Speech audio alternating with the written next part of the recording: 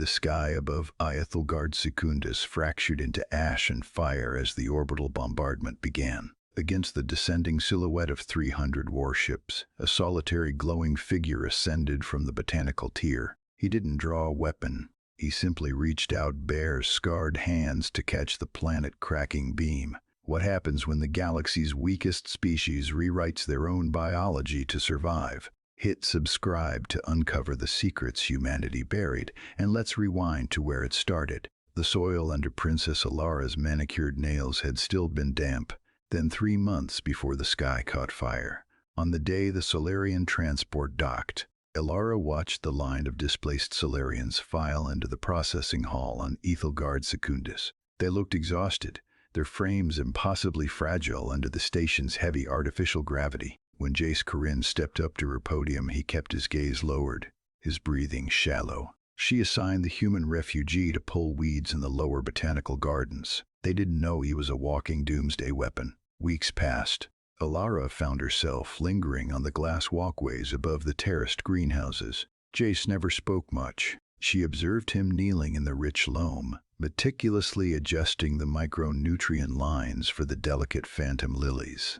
His touch was incredibly gentle, coaxing life from the alien soil, yet his hands, she noticed with a sudden tightening in her chest, were webbed with thick, unnatural burn scars that crawled up his forearms.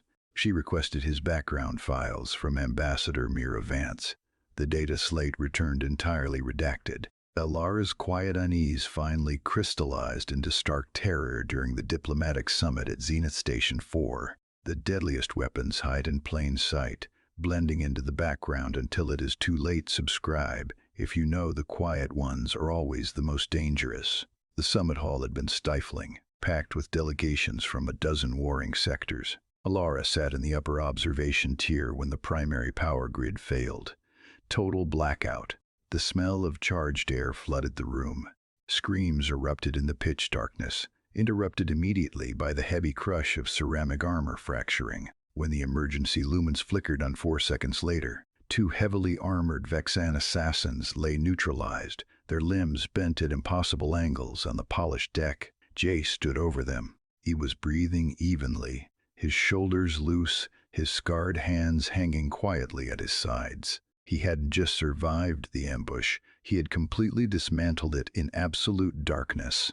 It was a level of lethal combat awareness that defied basic human biology. The weakest species in the galaxy didn't try to build bigger ships. They turned their own children into fleet killers. Alara stared down at the quiet gardener, her pulse hammering against her throat, finally understanding the sheer, terrifying scale of the lie standing before her.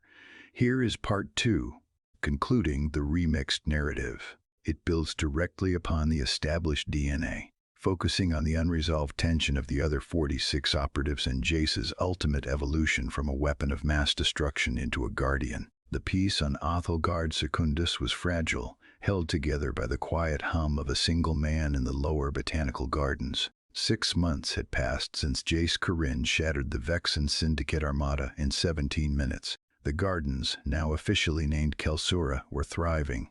The phantom lilies, carefully replanted by scarred, world-breaking hands, bloomed with a brilliant spectral light. Princess Alara Velisis visited him daily, their shared silence a refuge from the chaotic politics of the newly forged Solarian Luminary Alliance. But the galaxy had not forgotten the math. There were 46 other Project Apex operatives hidden among the stars. And fear, Alara knew, was a more dangerous motivator than ambition. The alarm cut through the tranquility of the palace at solar noon. In the war room, Prince Kalen's bioluminescence flashed a harsh, warning crimson. He pulled up a holographic projection from the fringe world of Kalem Outpost 9. A massive rogue splinter faction of the Vexan Syndicate had surrounded the colony. They were not there to conquer. They were there to hunt. Ambassador Mira Vance's face appeared on the comms channel, her usual stoicism fractured by exhaustion. "They've cornered 3 of them," she said, her voice tight. 3 unactivated Apex operatives are on that outpost. The Vexan remnant is glassing the planet's surface grid by grid, trying to force them to activate. They want to catch the destruction on the galactic feed to prove Solarians are monsters. Alara felt the cold dread settle in her chest. If the three operatives activated under extreme duress, they would tear the outpost and the Vexon fleet apart, confirming every fear the galaxy held about humanity. If they didn't, millions of colonists would burn. Jace stood in the doorway of the war room. He still wore his dirt-stained gardener's clothes. His eyes, usually a calm void, locked onto the burning projection of Calum Outpost 9. "I'm going," Jace said. The words were quiet, but they carried the weight of a dying star. "You can't," Kalen argued, though his tone held more respect than it had 6 months ago. "If you intervene, you legitimize their terror tactics. You become the Solarian enforcer." "He isn't going alone," Alara said, stepping beside Jace. Her skin glowed a resolute, steady blue. "We are an alliance.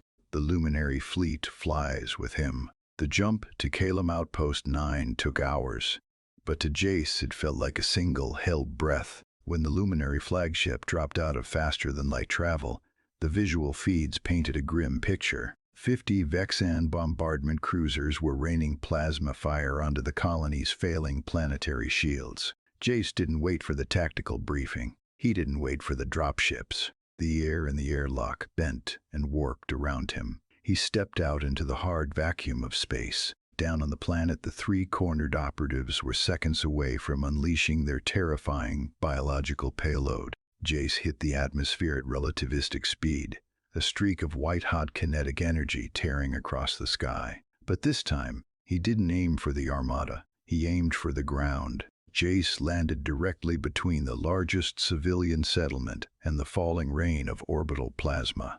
As the devastating Vexan volley struck, Jace opened his arms. He didn't dodge. He didn't reflect. He absorbed. The energy of 50 bombardment cruisers slammed into him. The metamaterials in his bones shrieked. His cells gorged on the thermal and kinetic shock waves, pulling the fire away from the city. From the Luminary flagship, Alara watched her empathic monitors spike to impossible levels. He was taking all of it into himself, anchoring the survival of millions inside his own biology. The Vexan commander, realizing their fire was being swallowed by a single point on the surface, ordered a concentrated, synchronized strike. "Break him," the transmission echoed over the open comms. Jace dropped to one knee. The ground beneath him turned to glass, then to liquid slag. The power building inside him was astronomical, more than he had taken at Aethelgard. The three unactivated operatives on the ground watched in awe as their brother absorbed an apocalypse.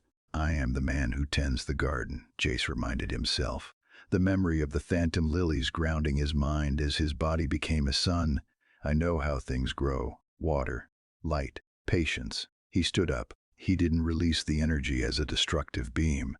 Instead, Jace slammed his fists into the ground. He channeled the stolen Vexan energy into the planet's dormant magnetic field, pushing it outward in a massive, non-lethal electromagnetic pulse. The shockwave crossed the distance to orbit in a microsecond. One by one, the 50 Vexan cruisers went dark.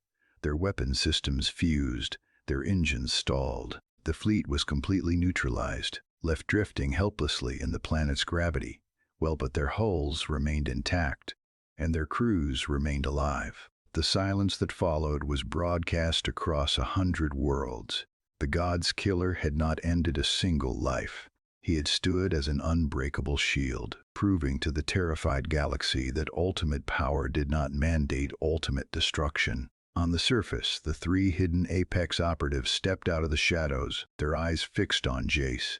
He gave them a single, exhausted nod. They didn't have to be weapons today. They could just be human. When Jace returned to Aethelgard Secundus, he was covered in carbon scoring, his hands shaking from the sheer scale of the energy he had processed.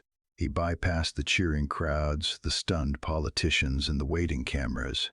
He walked down the cracked stone steps into Kelsura. Alara was already there, kneeling in the dirt beside the phantom lilies. She looked up, her bioluminescence glowing a warm, brilliant gold. Jace collapsed beside her, the heat bleeding off his skin in gentle, shimmering waves. "You didn't kill them," Alara whispered, reaching out to take his scarred hand. "They're just weeds," Jace said, a tired, genuine smile finally reaching his eyes. "You don't burn down the whole garden just to pull a few weeds." The galaxy would spend decades untangling the politics of Project Apex.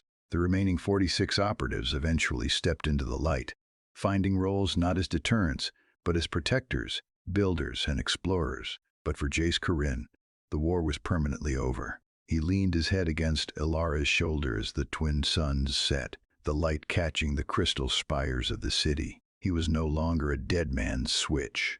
He was just a gardener, and for the first time in his life, he had all the time in the universe to watch his world bloom.